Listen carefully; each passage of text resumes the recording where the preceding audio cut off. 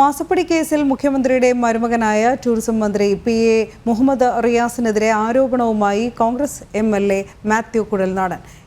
അതേസമയം മാസപ്പടി കേസിൽ മുഖ്യമന്ത്രിയുടെയും മകളുടെയും പങ്ക് തെളിയിക്കുന്ന 5 രേഖകൾ കൂടി മാത്യു കുഴൽനാടൻ തിരുവനന്തപുരം വിജിലൻസ് കോടതിയിൽ ഹാജരാക്കി. കേസിൽ വിധി പറയുന്നത് കോടതി തിങ്കളാഴ്ചത്തേക്ക് മാറ്റിയിട്ടുമുണ്ട്.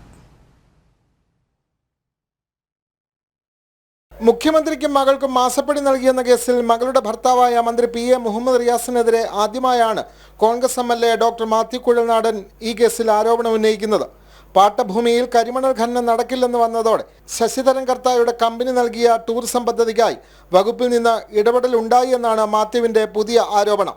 കരിമണൽ ഖനനത്തിന് 2 തവണ അപേക്ഷിച്ചപ്പോഴും ആലപ്പുഴ ജില്ലാ കളക്ടർ അധ്യക്ഷയായുള്ള ജില്ലാതല സമിതി അനുമതി നൽകാതെ സർക്കാരിലേക്ക് അയക്കുകയാണ് ചെയ്തത്.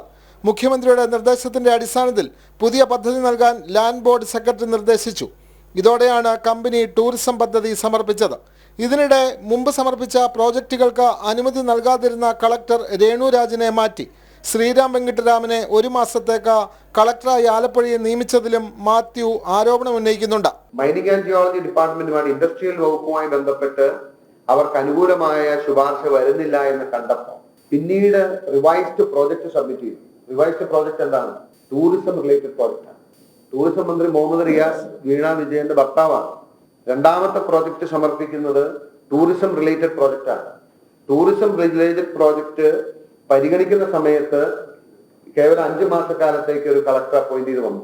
ഞാനത് നിങ്ങൾ പറഞ്ഞ യു ക്യാൻ സേ ദാറ്റ് സ്വാഭാവികം അല്ലെന്ന് പറഞ്ഞാൽ സ്വാഭാവികമാണെന്ന് പറയേണ്ടത്. കളക്ടർ വെക്കാൻ പാടില്ലേ? മുഖ്യമന്ത്രിക്ക് കളക്ടർ മാറ്റാനുള്ള അധികാരമില്ലേ? 5 മാസത്തേക്കോ 2 മാസത്തേക്കോ 3 മാസത്തേക്കോ 1 വർഷത്തേക്കോ വേണമെങ്കിൽ സർക്കാർ പവേഴ്സ് ഉണ്ട്. ഇതേസമയം മാസപ്പടി കേസിൽ തിരുവനന്തപുരം വിജിലൻസ് കോടതിയിൽ 5 രേഖകൾ കൂടി മാത്യു കുഴൽനാടൻ പുതുതായി ഹാജരാക്കി. സ്വകാര്യ കമ്പനികൾക്ക് ധാതുമണൽ ഖനനത്തിന് നൽകിയ പാട്ടക്കരാറുകൾ റദ്ദാക്കണമെന്ന കേന്ദ്ര സർക്കാർ ഉത്തരവ്, CMMRL നൽകിയ പാട്ടക്കരാർ റദ്ദാക്കണമെന്ന മൈനിങ് ആൻഡ് ജിയോളജി വകുപ്പ് ഡയറക്ടറുടെ ഉത്തരവ്, ഇക്കാര്യം വ്യക്തമാക്കി വ്യവസായ വകുപ്പിന് അയച്ച കത്ത്, പദ്ധതിക്ക് അനുമതി ചോദിച്ച് മുഖ്യമന്ത്രിക്ക് കമ്പനി നൽകിയ അപേക്ഷ, സുപ്രീം കോടതി വിധിയിൽ നിയമോപദേശം തേടാൻ മുഖ്യമന്ത്രി നിർദ്ദേശിച്ചെന്ന് വ്യക്തമാക്കുന്ന വ്യവസായ വകുപ്പിന്റെ നോട്ട് എന്നിവയാണ് ഇന്ന് കോടതിയിൽ സമർപ്പിച്ച രേഖകൾ. അതേസമയം കരിമണൽ കമ്പനിക്ക് എന്ത് ആനുകൂല്യം നൽകിയെന്ന് ചോദിച്ച വിജിലൻസ് കോടതി ഈ കേസ് വിധി പറയുന്നതിന് തിങ്കളാഴ്ചത്തേക്ക് മാറ്റുകയും ചെയ്തു. ജനം, തിരുവനന്തപുരം.